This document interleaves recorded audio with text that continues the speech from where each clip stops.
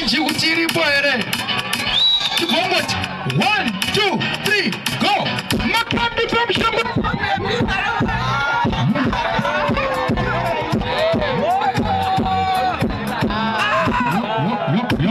Yo.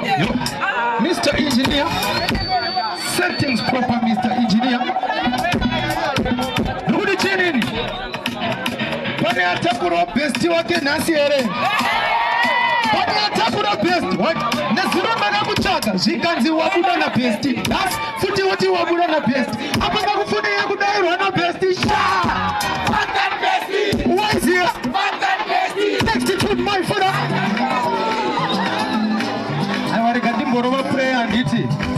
Vanopiliva muna Mwari muchaimba neni ndikuti vakanyura murudo vakawanda ende vakafadirido zvishuwa vakawanda uravayimbira hera makamba nekuti mujolo unoera maeaye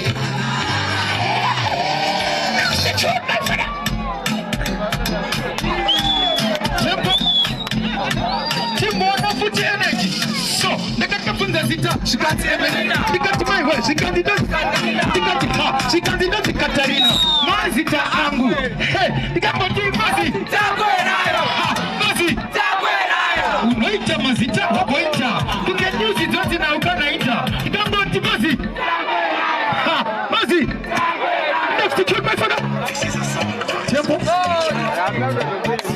aiwa mai vangu vanishedza pano vanditi ndikuti nezvironda iro mashwama asi nhasi machampopo vamwe vopopa cha uzazopopa si ukandiona neramo ukandiona nebhasikaro aiwa mhomuzi vangu vane bhajeti yacho vanditi aiwa maita basa mhomuzi vangu mandisanganisa nemurungu wangu zino ari pano bosi zino chiregai mundisanganise nemari nekuti pese pana bosi zino ndo pane mari ava ndisanganise nemari mukuru ava ndisanganise nemari ava ndimunese mukuru ava ndisanganisei nesilivheri inonzi silivheri nendarama ava chitopa imwe inonzi one for the road musado nemukuru ayo makapenga mukuru maita basa mama wangu mandisanganisa nembinga dzangu dzanga dzakahwanda maporesa next to my father ndikuti ndakakaona akachitamba umlando ndikati kapepako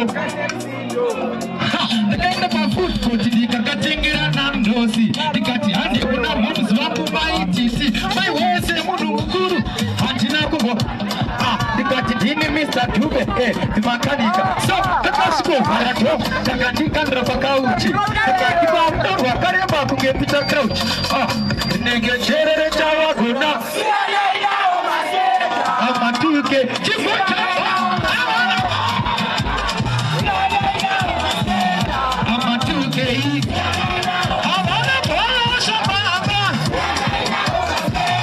Amatuke Sachitawai